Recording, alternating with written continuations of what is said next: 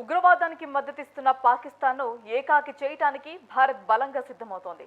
ఇటీవల కాశ్మీర్లో 26 మంది పౌరుల మృతికి కారణమైన పహల్గాం దాడిని అంగీకరించిన ది రెసిస్టెన్స్ ఫ్రంట్ను ఐక్యరాజ్యసమితి భద్రత ముందు ఉగ్రవాద సంస్థగా గుర్తించాల్సిందిగా భారత్ అధికారికంగా ప్రస్తావించనుంది. ఇందుకోసం యుఎన్ఎస్సికి భారత్ నుంచి ప్రతినిధి బృందం వెళ్లనుంది. టీఆర్ఎఫ్ లష్కరే తోయిబా అనుబంధ సంస్థగా వ్యవహరిస్తుందని 2019లో ఆర్టికల్ 370 రద్దు తర్వాత ప్రత్యేకంగా జమ్మూ కాశ్మీర్లో టార్గెట్ హత్యలు, ఆర్మీపై దాడులు, ఆయుధాల అక్రమ రవాణా, యువతను ఉగ్రవాద వైపు లాగే ప్రయత్నాల్లో నిమగ్నమైందని దృఢంగా వెల్లడించనుంది. ఇందుకు సంబంధించి ఆధారాలను ఇప్పటికే భారత్ సేకరించింది. టీఆర్ఎఫ్ పహల్గాం దాడికి పాల్పడింది తామే అని ఇప్పటికే ప్రకటించుకుంది కూడా. 2 వేరు వీడియోల్లో తమ ప్రయోగాన్ని చెప్పుకుంది. అయినప్పటికీ కూడా పాకిస్తాన్ ఈ దాడిని తీవ్రంగా ఖండించడమే కాకుండా టీఆర్ఎఫ్ పేరు యుఎన్ ప్రకటనలో ఉండకుండా అడ్డుకుంది. దీంతో ఈ ఉగ్రవాద సంస్థపై కఠినంగా ముందుకు వెళ్లేందుకు భారత్ అయితే సిద్ధమవుతోంది.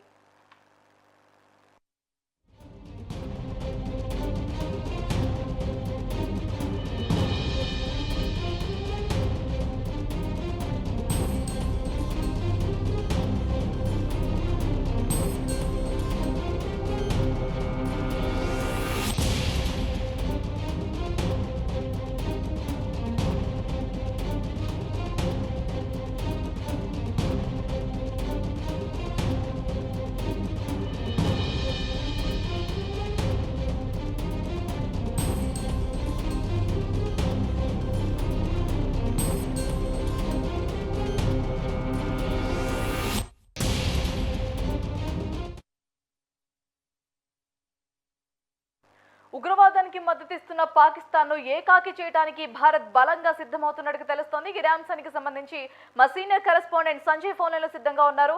రైట్ సంజయ్, చెప్పండి, ఏ విధంగా కట్టడి చేసే అవకాశాలు ఉన్నాయనంటారు? దానికి సంబంధించిన అప్డేట్. భారత్ ఏదైతే పహల్గాం దాడికి సంబంధించిన లష్కరే తోయిబా ఉగ్రవాద సంస్థకు అనుబంధంగా పనిచేస్తున్న ది రెసిస్టెన్స్ ఫ్రంట్ టిఆర్ఎఫ్ పై ఆంక్షలు విధించాలంటూ ఐక్యరాజ్య సమితిని భారత ప్రభుత్వం కోరబోతుంది.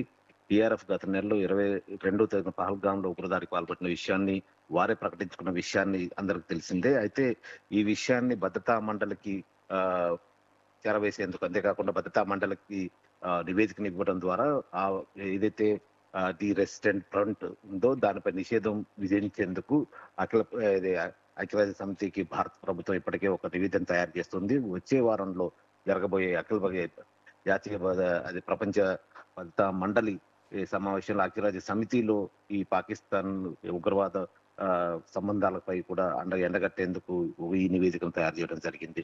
ఇప్పటికే పహల్గాం దాడులు తమవేనంటూ టిఆర్ఎఫ్ ప్రకటించిన నేపథ్యంలో దానికి అయితే లష్కరే తోయిబా ఉగ్రవాద సంస్థకు అనుబంధంగా ఉండటంతో దీన్ని పాకిస్తాన్ పై ఇప్పటికే ఒత్తిడి తీసుకురావడం జరిగింది. ఉగ్రవాదులను అప్పగెప్పాలి, భారత్ అప్పచెప్పాలనంటూ ప్రభుత్వం కూడా, కేంద్రం కూడా, మోడీ కూడా నిన్న ప్రకటించడం జరిగింది, హెచ్చరించడం జరిగింది. అయితే దీనిపై పాకిస్తాన్ ఇప్పటికీ నోరు తెరపపోయినా కూడా ఉగ్రవాద సంస్థలకు సంబంధించిన ఆనవాళ్లను, అది కాకుండా సాక్ష్యాలన్నిటిని కూడా సేకరిస్తూ వచ్చింది.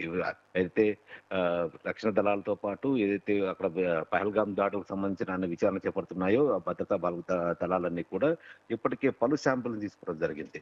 అయితే 1267 శాంపిల్స్ ని ఇప్పటికే కలెక్ట్ చేయడం జరిగింది. ఎందుకంటే ఈ రెసిస్టెంట్ ఫ్రంట్ చేసిన దాడులకు సంబంధించిన ఆధారాలన్నింటిని కూడా ఇప్పటికే కలెక్ట్ చేయడం జరిగింది. వాటన్నిటిని కూడా భద్రతా మండలికి చేర్చి ఏదైతే పాకిస్తాన్ ఉగ్రవాద సంస్థలకి ఎలాగా వారికి భద్రత కల్పిస్తుంది, వారికి ఆర్థికంగా ఎలా బలోపేతం చేస్తుంది, వారిని ఉగ్రవాద సంస్థలని పాకిస్తాన్ నుండి ఇండియాకి ఎలా పంపిస్తుందనే దానిపై మొత్తానికి దాదాపు అన్ని ఆధారాలను కూడా ఏదైతే ఐక్యరాజ్య సమితికి అందజేసేందుకు భారత సిద్ధంగా ఉంది. అయితే దీనికి ఇప్పటికే కొన్ని ఆధారాలను తీసుకున్న, శాంపిల్స్ కలెక్ట్ చేసిన భద్రతా బలగాలు, అంతేకాకుండా కేంద్ర ప్రభుత్వం నిర్ణయించిన ఒక కమిటీ ఏదైతే ఐక్యరాజ్య సమితికి వెళ్తుందో ఆ కమిటీ ఇంకా మరికొన్ని అంశాలను కూడా దాంట్లో చూపించేందుకు సిద్ధమవుతుంది.